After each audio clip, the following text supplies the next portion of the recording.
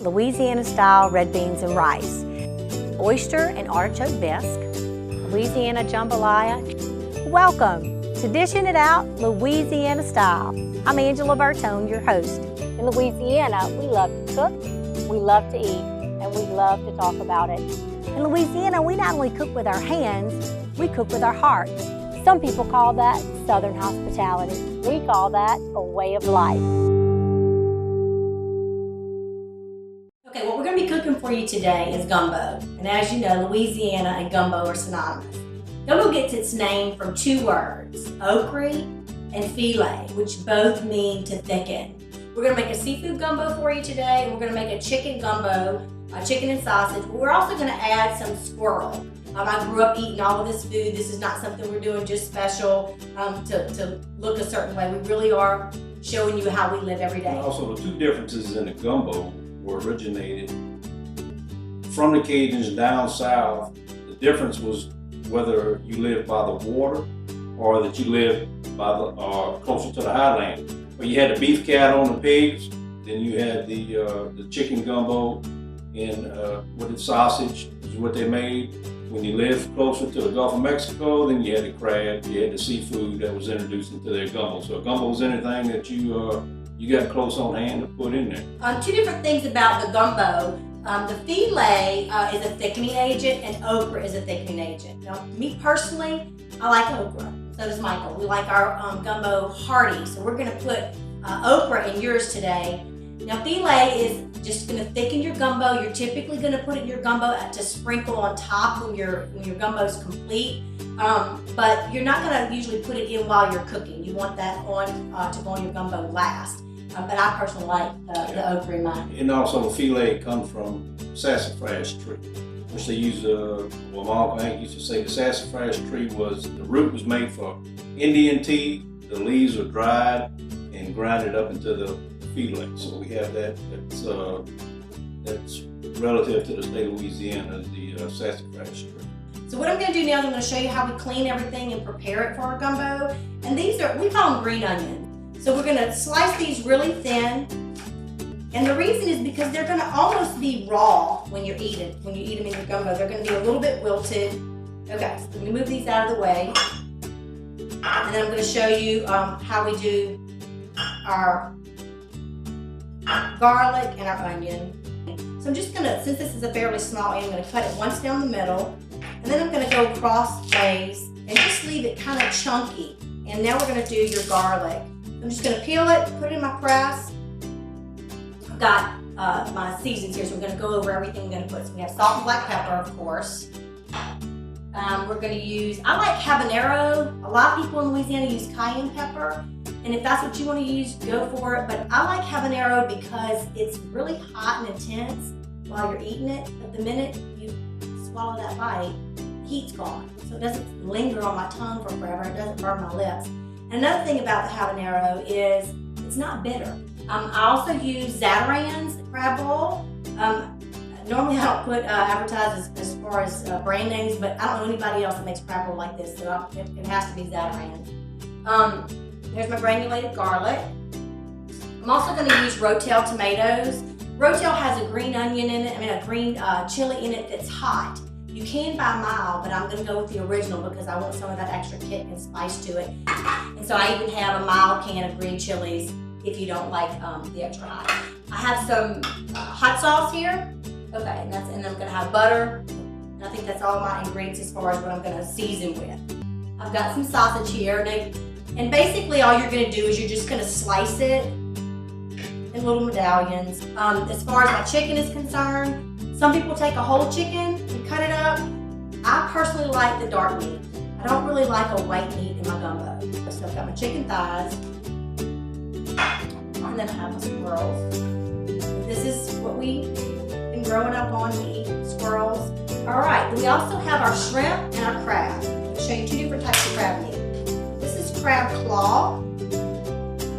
This is a different portion of the crab. This is your white monk crab meat as opposed to the claw. The same thing. If you put this in too soon, see how it's still in little sections? If you put this in too soon, it's going to just turn into strings. So we're just going to fold this in our gumbo a little bit later on when the gumbo is actually completely done, and the heat from the gumbo itself is just going to warm it up because it's already cooked. Again, with shrimp is seasonal, so sometimes you're not going to be able to get fresh shrimp like this. It's going to come straight from the Gulf. But what you're going to want to do if you can't find the shrimp fresh, just go ahead and get it frozen. So we'll see you back tomorrow, and when we come back in here, we're going to show you how we put all this together. We're going to make seafood, gumbo with shrimp, crab, and some sausage, and we're also going to make chicken and sausage.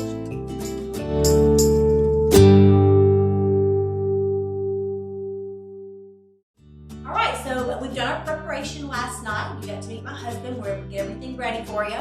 So what we're going to do today is we're going to go ahead and put the gumbo together. And we're going to start with the meat that takes the longest time to cook. And that's going to be our chicken and our squirrel. So we're going to go ahead and get that. We got the squirrel in. We're going to go ahead and put the chicken in. Now while I have the meat cooking, one of the things I'm going to do is I'm going to go ahead and get my shrimp going. So I'm going to go ahead and get my fire started over here. My shrimp. I'm going to put in a block of butter. And I'm also going to put in some peanut oil. Alright, so we're going to go ahead, we're going to put a little bit of onion in my shrimp. We're going to put a little bit of green onion bottoms, we talked about that. We're going to put some garlic. Oh, it's already minced and ready to go. I'm not going to use all of it, but I'm going to use probably about a little more than a teaspoon. I'm going to cut my lemon. I'm going to squeeze some lemon in here. Just squeeze a half a lemon. We're going to add some crab ball and some Louisiana hot sauce. So if you're going to want to put maybe about a teaspoon. So we're just going to scoop out a little bit of hot sauce. Get that mixed in. Now I'm ready for my shrimp. So I've got heads and tails. I'm going to grab my other shrimp. This shrimp is frozen, and the reason I'm using both is because personally for me it's just a lot easier. This is Louisiana shrimp. Now we're going to go ahead and season this up with some dry seasoning. Salt, black pepper, garlic. Now my mama would whip my behind if she saw me do this because she don't think garlic belongs in her gumbo. But one of the things about cooking in Louisiana, you could probably go to any house on the corner and every house on the corner and find us all cooking gumbo a little bit different. See how the shrimp's beginning to turn pink? What we want to do is once all the shrimp gets that pink color, we're going to turn it off and just let it marinate so it can absorb all these flavors. Take this and go ahead and give it a stir. It's starting to sizzle really good. Get all that meat brown. And actually we're going to create in this pot what we call a sticky bottom. Okay, so the shrimp's starting to come to a boil. We're going to just let this cook. I'm going to go ahead and put a lid on it so it can kind of steam. All right, so we're going to go ahead now and we're going to season up the meat. And one of the things about seasoning the meat, again, I'm going to use a lot of garlic. That garlic's going to help me with getting that sticky bottom. I'm going to go ahead and put some fresh cracked pepper. We got black pepper, garlic, and grab my salt. Okay. Let these cook. After this is done, we're going to move it out of the pot and set it aside, and we're going to incorporate our sausage. So we're going to let this cook for a little bit, and then we'll come back, we'll take it out, put our sausage in, and we'll go from there.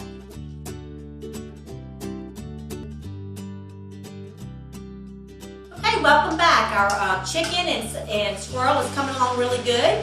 It's starting to stick to the bottom a little bit. I've been scratching it along a little to keep it from burning. And I'm going to show you the bottom. See how it's starting to get brown and stick in here? There we go, you can see that now. And because I have a little bit more cooking to do, that's why I put a little water in there, not much, because I want that water to cook completely out. But I want that whole bottom to get brown and sticky. Now while this is doing its thing, we're going to go ahead back to our seafood gumbo, and I'm going to put it together. We're going to start off with our sausage. Our sausage is not going to give us the same type of sticky bottom that our chicken and any other type of meat like the squirrel will do, but it is going to give us a little bit of a sticky bottom. So we want to do that. And while this is cooking, I'm also going to show you my roux and how we get that. I have 1 cup of flour, and 1 cup of peanut oil, and then just a little bit, so maybe another tablespoon or 2 of peanut oil. One thing about the roux that's really important is you don't want to scorch it. Best advice I can give you, if you do scorch it, throw it out and start over, because you're going to ruin your whole gumbo, and all this other work will be for nothing. So I'm going to take a whisk, and I'm going to go ahead and whisk in my flour and my oil. And I have 2 different, I have a wooden spatula here, and it's got a really good flat edge so that I can really scrape the bottom of that pot and stay in control of my roux. So here we go. This is the famous thing that everybody said theirs is best, but hopefully yours will be best. The sign of a good teacher is that you hope your students exceed you.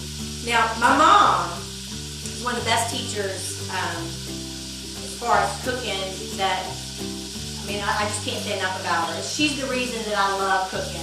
Started cooking when I was 10 years old, standing on a chair next to her. And when I made biscuits, there was flour from one end of the house to the other. But she never really did anything but giggle about that and tell me what great biscuits I made.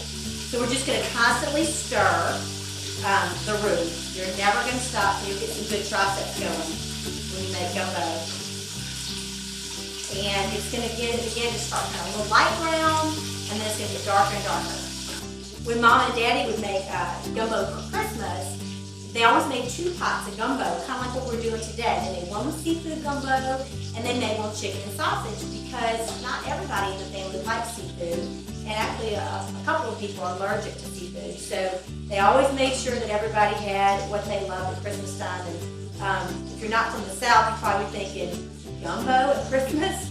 Well, we have our turkey and dressing at Thanksgiving, but at Christmas time, if we're lucky, it's a little bit cold, and everybody gets to share a good old bowl of gumbo with lots of crab meat, crackers, and Mom always made sure to have some, oh gosh, I can think about potato salad with pickles and celery and sweet tea.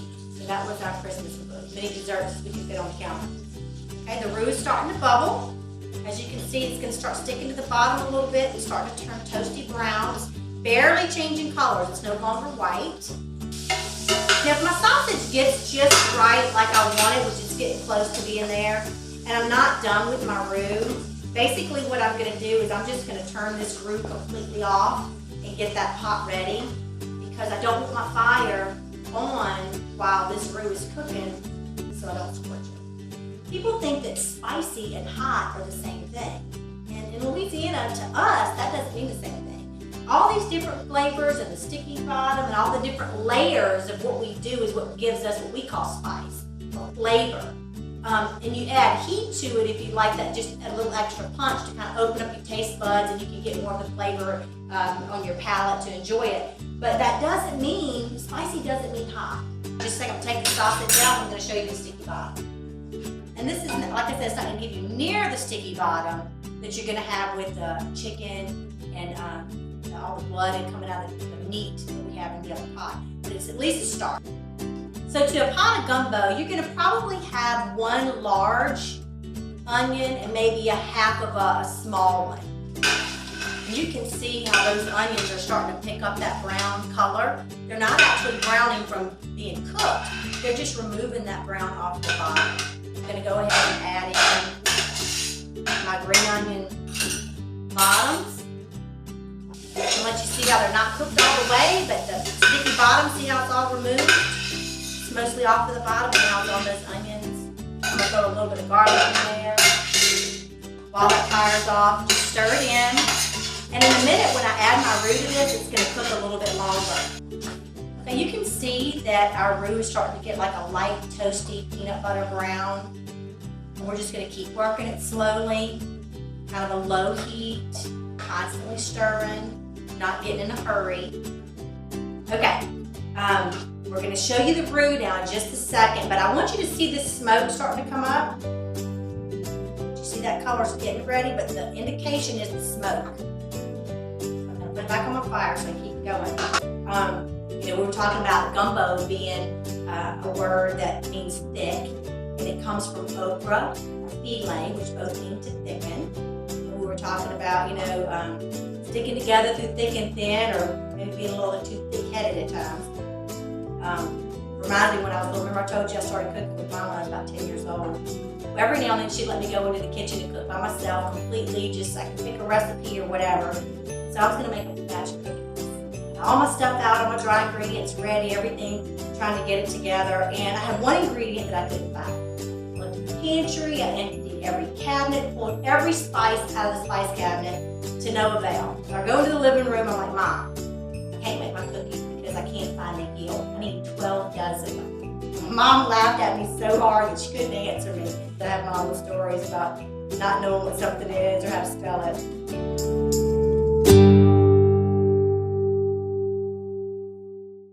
Okay, you guys, it's ready to incorporate into my vegetables. So I'm gonna go ahead, you're gonna hear a good sizzle. That steam will burn you, so be careful. Remember, I put my garlic in at the very end, and I put my bottoms to my green onions, so we don't want those to burn. And they're in here, and they're frying now, because all that is oil and flour. Boy, that looks pretty. Beautiful. That's what you're looking for. Got my water. Remember I told you we're gonna whisk it in, and the reason we're gonna whisk it is because that flour will begin to thicken, and we don't want lumps. So I'm whisking it in the whole time.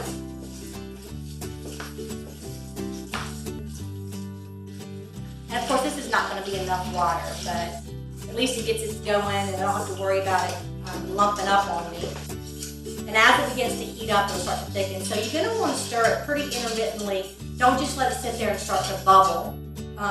Hit it every now and then with the wire whisk to make sure there's nothing stuck to the bottom. And I'm going to show you in a minute how those onions stay chunky. Okay, so what we're going to do now is I'm going to go ahead and put half of my sausage in my pan because I want that flavor. So we're going to go ahead and put our tomatoes and green chili. That's 1 can. I'm going to go ahead and put a can of green chili in there.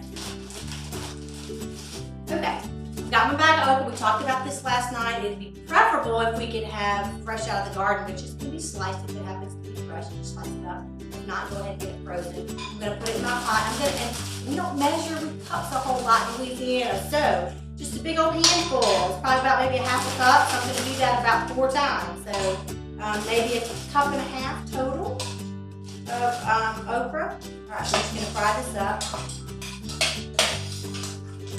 One of the things I can't cook without thinking about my mom is okra. Is gumbo. And she was so funny. She used to tell me when I was little that when the gumbo begins to boil, if it doesn't boil to the right, it'll be wrong. I just never could figure out what she was talking about. Of course, she was picking at me, but I didn't know any better. So I used to try to make sure I'd stir it to the right if she was coming in to look, so she wouldn't think my gumbo was going to turn out wrong. All right, just a little bit longer. Just see how it's getting wilted. All right, so we'll change that okra. Good. Basically, what I want to do is make sure it doesn't have that hard spine on the okra. Oh my God, that smells so good. Okay, this is the pink shrimp. It's not going to be overcooked because the fire's been off it for a long time. But look at the broth. As I stir that, you see how much full bodied that is? Once it gets boiled, right. I'm going to put my shrimp in, my crabs, and that's pretty much what it is. Okay. Now it's time to start to move. It's going to be boiling in just a minute. I'm going to go ahead and season my pot of gumbo. Okay, I have everything, so this is 3 minutes on last, so let me go ahead and do that with you in just a minute. I'll get some cleaned up.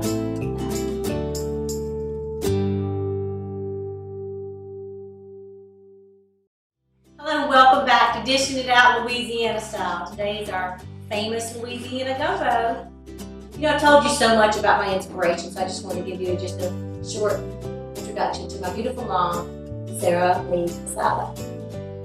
Okay, you guys, we're back. Mom will be really proud that gumbo is boiling to the right, especially if I stir it like this. We're going to go ahead and put all of our shrimp in here. And we're going to put not all of the stock, mainly because I want to taste it and see how much stock I want to incorporate into it. The more stock I add, the more watery the gumbo is going to be. I'm just scooping out some of that good broth. Okay, so now the gumbo is done. put our shrimp in. We're now gonna put our crab. I'm gonna put the crab in right in my hand. Oh, that's a long white. Now we're gonna do is taste it. It's not gonna be first. Oh my God. That is so good. So what we're gonna do now, we're gonna make some rice. That will finish up the gumbo.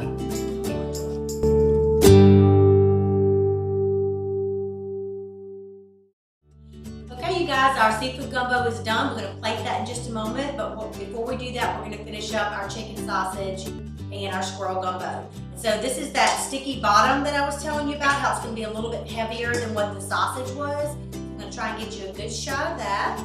I'm going to get my white onions first, or yellow, whichever ones you have. I think these are actually yellow.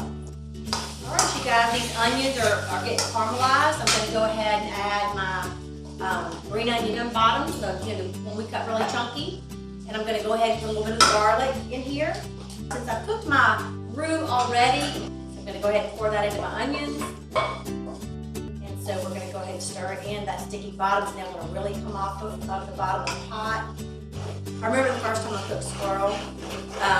When I was a little girl, my uncle used to tease me and tell me that if you eat the squirrel brain, when you do, you have to throw your head back, and when you do, the smarts of the squirrel would go into your brain and you'd be a really good squirrel hunter. Just stir it continually. Off camera, I went ahead and fried up the okra and the sausage. Put that in like we did before. Now I'm going to reincorporate the meat after I put in my tomatoes and green chilies. We're going to put in our hot sauce. Okay, now we're going to put all the meat.